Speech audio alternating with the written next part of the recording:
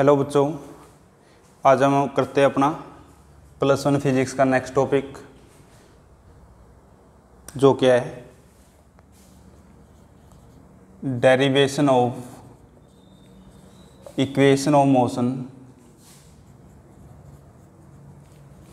Bye graphical method. पहले हमने क्या किए थे, derivation of equation of motion की थी। किससे? जब एक ऑब्जेक्ट क्या कर रहा था, यूनिफॉर्म एक्सेलरेशन मोशन में एक स्ट्रेट लाइन के अंदर मूव करता था।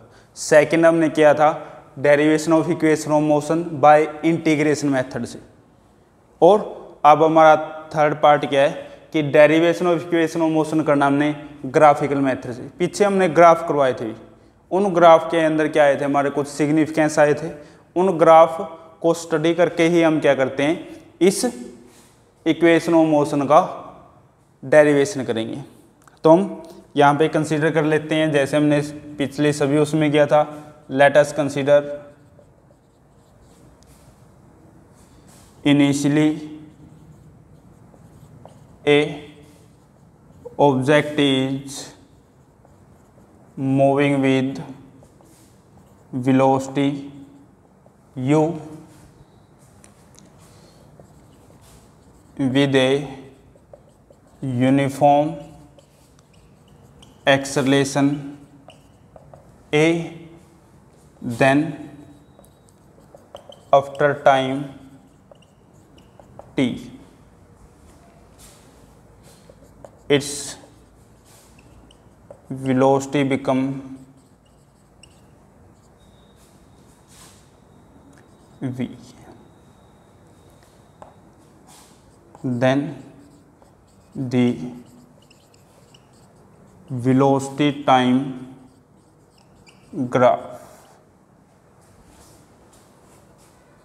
of motion of object is given as।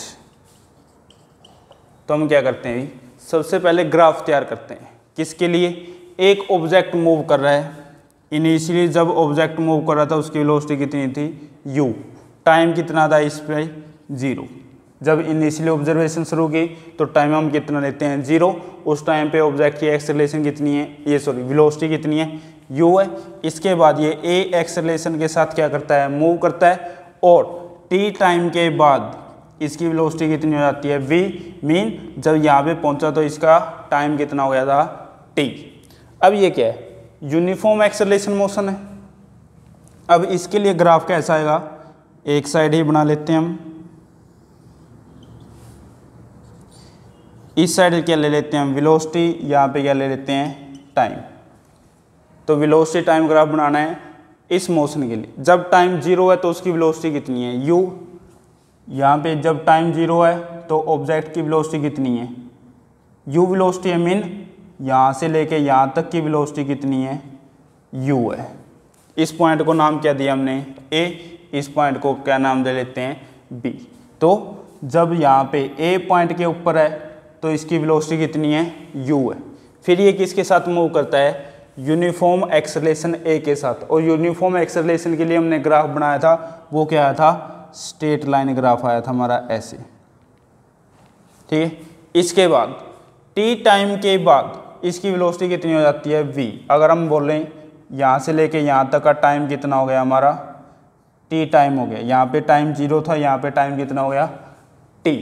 तो इसकी वेलोसिटी यहाँ पे इस टाइम पे कितनी हो जाती है हमारी, v हो जाती है। मीन यहाँ से लेके यहाँ तक की वेलोसिटी कितनी हमारी, v है।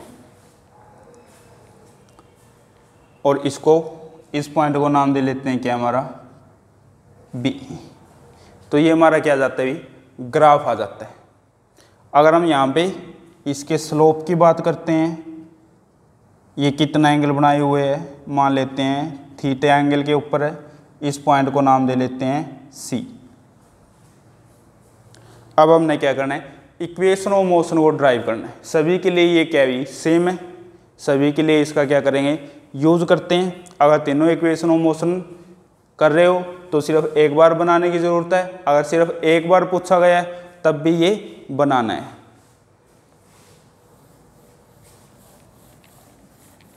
तो ग्राफ को हम ऐसा रखते हैं क्योंकि हम ग्राफ का क्या करेंगे यहाँ पे यूज़ कर रहे हैं ग्राफिकल मेथड के अंदर।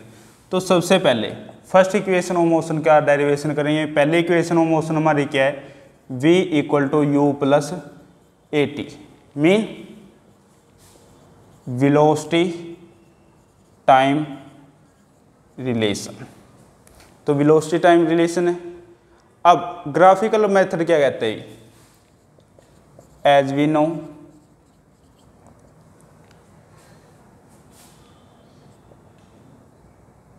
in velocity time graph the slope of graph give the value of acceleration with which object is moving in a given interval of time। Mean एक गिवन इंटरवल ऑफ टाइम में अगर हमने acceleration की value निकालनी है तो अगर हम उसका ग्राफ का क्या निकाल दें, स्लोप निकाल दें। अगर हमें क्या करना है, 0 से t टाइम, ये क्या है, एक टाइम इंटरवल है, इसके बीच में हमने ऑब्जेक्ट की एक्सेलरेशन निकालनी है। तो हम क्या करें, जो ए बी कर्व है, ठीक है, यहाँ पे स्लोप ऑफ ग्राफ बोल दें या स्लोप ऑफ कर्व बोल दें। बात एक ही है कि यहाँ पे क्या लिख लें, स्लोप ऑफ क्या निकाल दें, हम कर्व निकाल दें। ए बी कर्व की स्लोप निकाल दें, tan थीटा की वैल्यू निकाल दें, तो हमें हमारे पास क्या आ जाती है, एक्सेलरेशन की वैल्यू आ जाती है। मीन एक्सेलरेशन किसके इक्वल होता है, स्लोप के, slope of velocity time curve. जो वेलोसिटी टाइम कर्व है उसके अगर हम स्लोप निकाल दें उसके इक्वल हो जाता है। और स्लोप किसके इक्वल होती है, tan ऑफ थीटा। अगर हम यहाँ पे tan ऑफ थीटा की वैल्यू निकाल दें, और tan थीटा किसके इक्वल होता है, परपेंडिकुलर बाय बेस। अब अगर हम ट्रायंगल लें, in triangle ABC, ABC triangle लेते हैं, ये एंगल थीटा है, इसके सामने वाला क्या हो जाएगा, ये परपेंडिकुलर जिसके साथ एंगल बना हुआ ये क्या हो जाएगा, बेस, क्योंकि ये एंगल कितना है, 90 का हमारा, और ये क्या हो जाता है, हाइपोटेन्यूस। तो BC क्या होगा हमारा, बेस हो, परपेंडिकुलर होगा, और AC क्या होगा हमारा, बेस होगा। अब tan थीटा किसके इक्वल है, परपेंडिकुलर बाय बेस, तो परपेंडिकुलर क्या हो गया हमारा, BC, और बेस क्या हो गया हमारा, AC। अब हमें किसकी वैल्यू चाहिए, BC की और AC की। अब BC की वैल्यू क्या है, BC, ये वैल्यू हमें, ये सारी वैल्यू पता है, B से T तक, ये किसके इक्वल है, V की। इसके बाद हमें A से O तक की, मीन U की वैल्यू पता है, ये वैल्यू किसके इक्वल है, CT के। C से लेके T तक की वैल्यू भी हमारी क्या है, U है। जब हमें ये सारी वैल्यू पता है, ये वैल्यू पता है, इस सारी में से अगर ये माइनस कर देते तो हमारे पास क्या रह जाएगा, BC रह जाएगा। अगर हमने BC की वैल्यू निकालनी है, हम क्या करें, BT की वैल्यू में से CT की वैल्यू माइनस कर देते हैं, तो ये क्या आ जाएगा, V माइनस U। तो BC की वैल्यू क्या आ गई, V माइनस U। मीन यहाँ से लेके यहाँ तक वेलोसिटी के अंदर चेंज कितना आया है, U से V, mean V minus U। तो क्या आ जाती है हमारी ये चेंज इन वेलोसिटी। इसके बाद AC किसके इक्वल है, A से लेके C तक, ये कहाँ से किसके इक्वल है, O से T तक की वैल्यू है, और O से T, मीन या 0 से T, क्या बोल रहे हैं यहाँ पे, 0 से इस पॉइंट तक जाने के लिए इसने टाइम कितना लिया है, T। यहाँ तक, यहाँ से लेके यहाँ तक का वैल्यू की क्या है, T वैल्यू है। तो AC की किसके इक्वल है, OT के, मीन T। अब हमारे पास किसकी वैल्यू आ गई, BC की और AC की, किसके इक्वल है, tan थीटा के। ये वैल्यू यहाँ पे पुट कर देते हैं, हमारी tan थीटा की वैल्यू क्या जाती है, BC बाई AC। BC की value V minus U, AC की वैल्यू T। और tan थीटा किसके इक्वल है, A एक्सेलरेशन के इक्वल है, मीन ए किसके इक्वल आ जाता है v minus you divide by t, t को इस साइड ले आएंगे तो a t equal to v minus u, और v की वैल्यू क्या जाती है u को इस साइड लेके आओगे तो प्लस का u प्लस a t। तो ये हमारी क्या है फर्स्ट इक्वेशन ऑफ मोशन है, किसके द्वारा ग्राफिकल मेथड के द्वारा। तो हम ग्राफ का यूज करके यहाँ से क्या निकाल रहे हैं फर्स्ट इक्वेशन ऑफ मोशन निकाल रहे हैं। ऐसे हम क्या करेंगे ग्राफ का यूज करके ही second equation of motion find out करते हैं।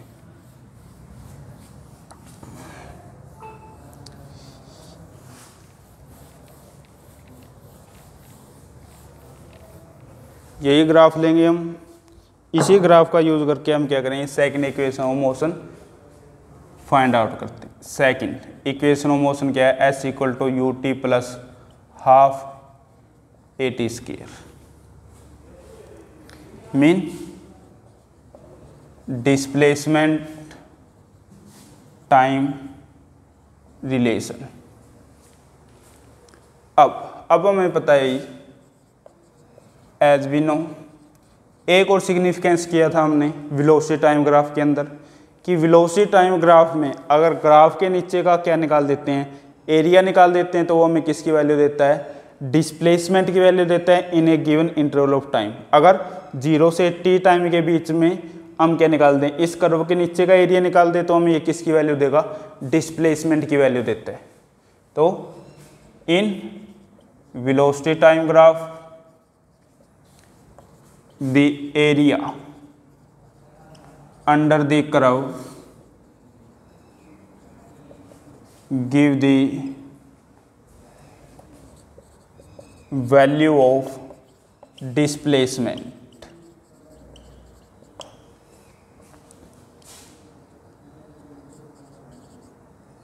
covered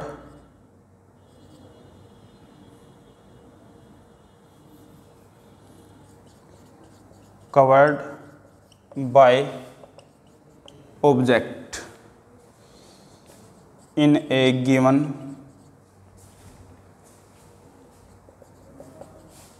interval of time।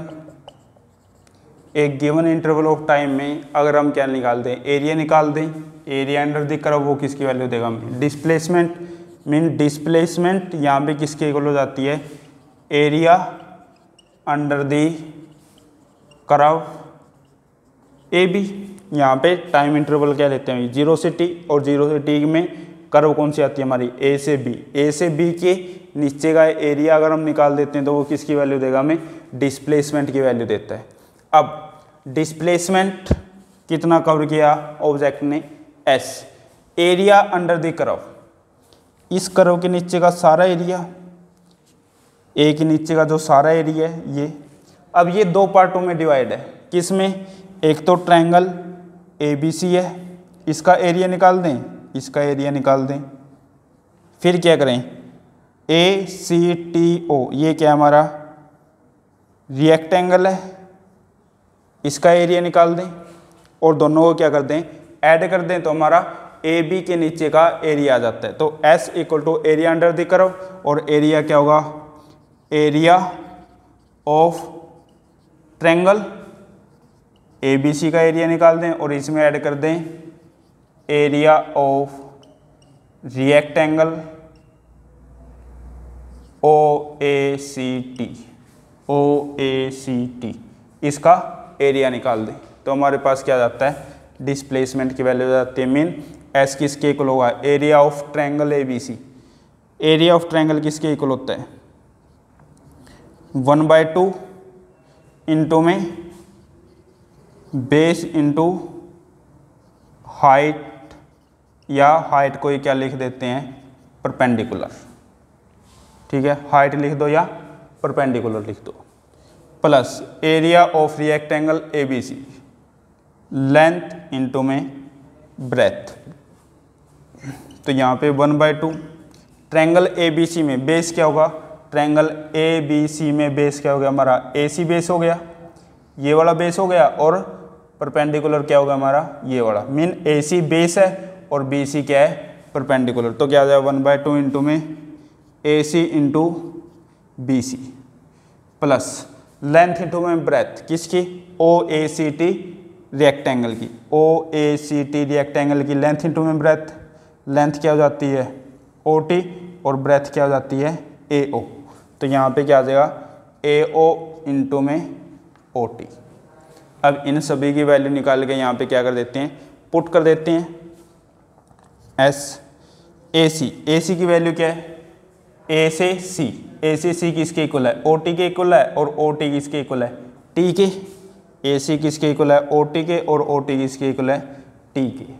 इसके बाद BC क्या है, B से C, हमें सारा पता है, B से T V है और C से T U है। तो BC किसके इक्वल आ जाता है हमारा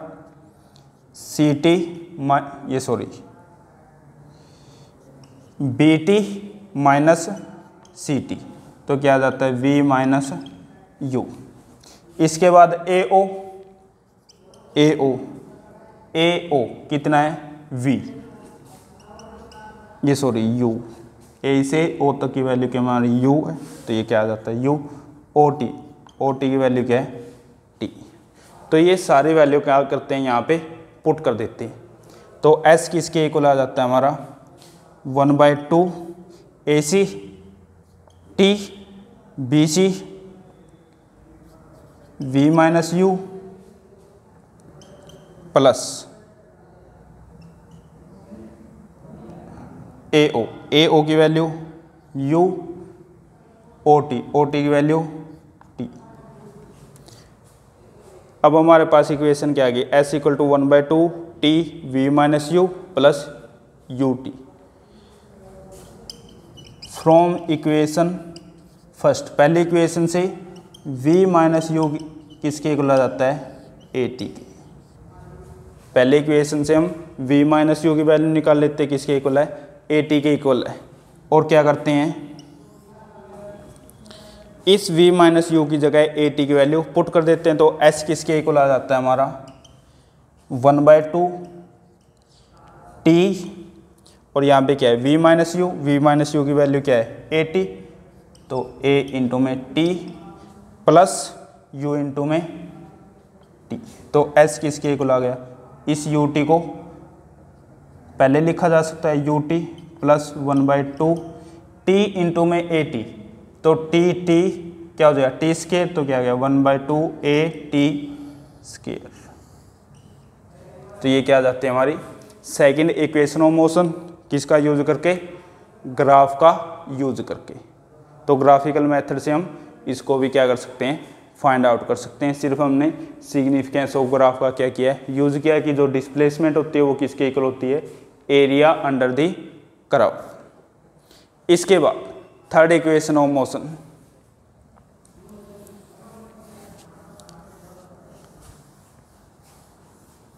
इसको भी साफ कर लेते हैं, एक बार दोबारा बना लेंगे।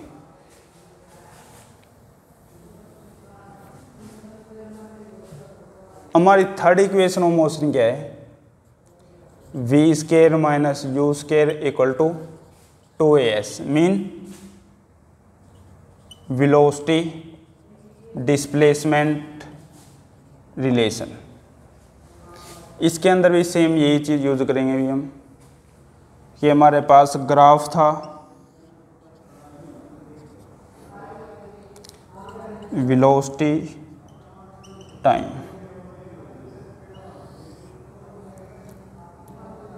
A point B point T O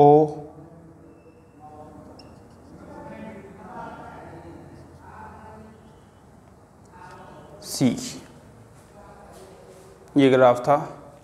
C से लेके ये वैल्यू कितनी थी U थी, और यहाँ से लेके यहाँ तक की वैल्यू कितनी थी हमारी V थी, ये वैल्यू कितनी थी T थी। अब हमें क्या पता है कि as we know velocity time graph जो होता है, अगर एरिया अंडर द कर्व, जो कर्व हमारे उसके नीचे का क्या निकाल दें, एरिया निकाल दें, तो वो क्या किसकी वैल्यू देता हमें, displacement covered by object in A given interval of time.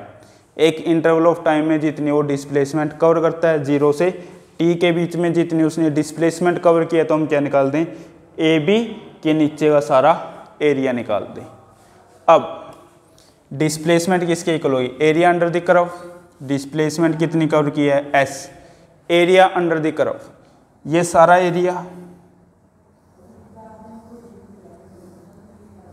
अब अगर हम देखें ओ ए बी टी, इसके अंदर ए ओ किसके पैरेलल है, बी टी के पैरेलल है, और जबकि ए बी और ओ टी पैरेलल नहीं है, तो ये क्या बन जाता है हमारा ट्रेपेजियम बन जाता है, जिसमें दो साइड क्या हो पैरेलल और दो साइड पैरेलल ना हो। तो area under the curve a b, अगर हम सारे का सारे एक साथ लें तो एरिया ऑफ ट्रेपेजियम, एरिया किसका निकाल दें हम ट्रेपेजियम का, और trapezium O A B T, O A B T O mean A, ये O A B T O, ये सारा क्या बन गया हमारा ट्रेपेजियम बन गया। इसका क्या निकाल देते हैं एरिया निकाल देते हैं। अब ट्रेपेजियम का एरिया का फॉर्मूला क्या होता है 1/2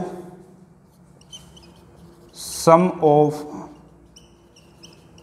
पैरेलल साइड, पैरेलल साइड का सम इनटू में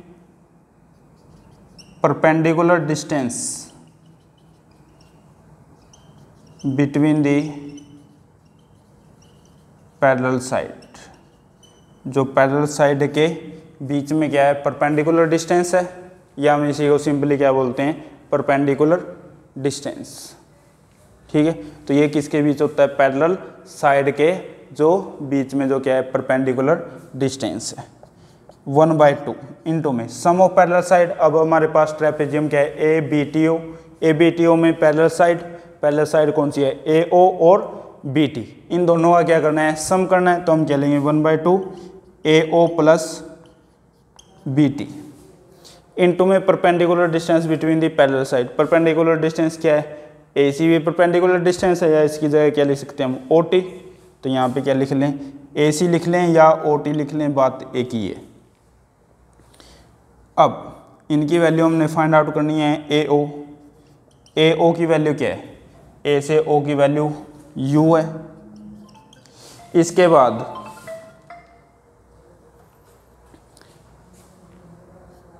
बी टी की वैल्यू क्या है बी से टी वैल्यू क्या है v।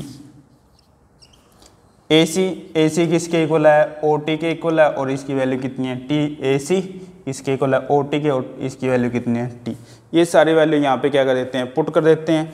एस की वैल्यू क्या जाती है हमारी 1/2 A plus B T mean U plus V into में टी, ए सी की वैल्यू क्या है टी है। अब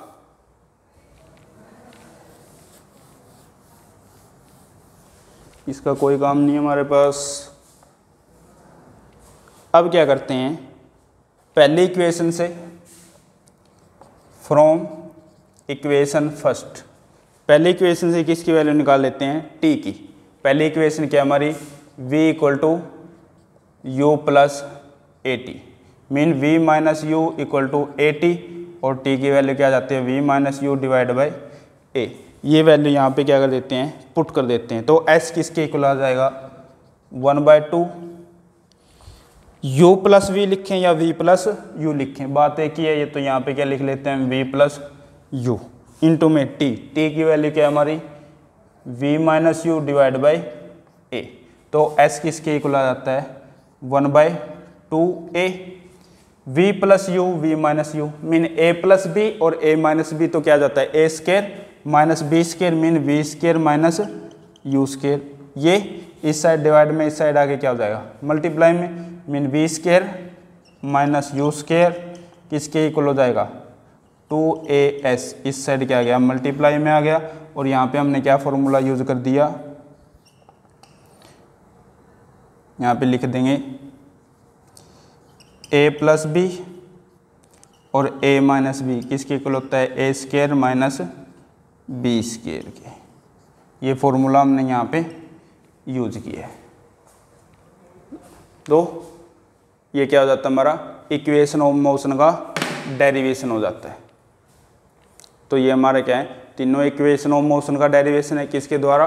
ग्राफिकल मेथड के द्वारा हमने ग्राफ का यूज करके क्या किया है, तीनों इक्वेशन ऑफ मोशन का डेरिवेशन किया है। तो ये टॉपिक हमारे यहाँ पे कंप्लीट होता है।